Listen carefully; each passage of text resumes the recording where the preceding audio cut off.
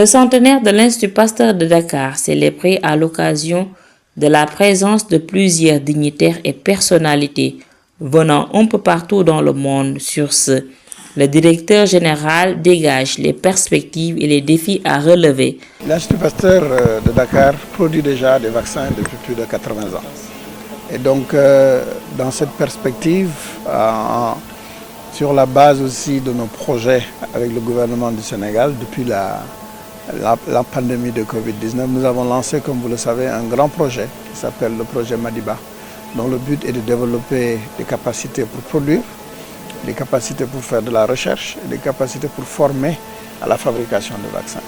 Donc, dans cette étape, dans les prochaines années, nous allons voir que l'essentiel des vaccins qui seront utilisés au Sénégal vont être produits ici, et cela dès les prochaines années. Le ministre de la Santé et de l'Action sociale, après avoir démontré sa satisfaction pour la vaccination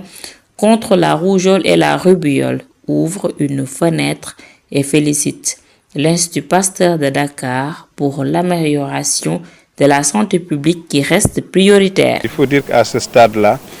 le rythme de progression est assez satisfaisant. Je pense qu'aujourd'hui, on est à plus de 6 millions d'enfants vaccinés sur la cible de 7 300 000. Et il y a même des régions qui ont déjà dépassé le seuil qui était attendu, le seuil des 95 enfants vaccinés. Grâce à l'engagement de l'Institut Pasteur dans le domaine de la recherche biomédicale, dans le domaine de la production de vaccins comme le vaccin de la fièvre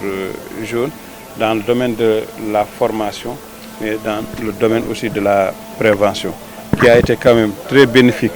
à l'amélioration de la santé publique dans notre pays, mais aussi à travers l'Afrique. Il faut dire que l'Institut Pasteur est aussi un centre de référence pour les épidémies avec l'Organisation mondiale de la santé, et toutes ces activités que l'Institut Pasteur a réalisées depuis des années vont être expliquées et vont être partagées avec le grand public pour que les gens puissent savoir aujourd'hui quel est le positionnement de l'Institut Pasteur dans le domaine de la santé publique au Sénégal, mais aussi en Afrique.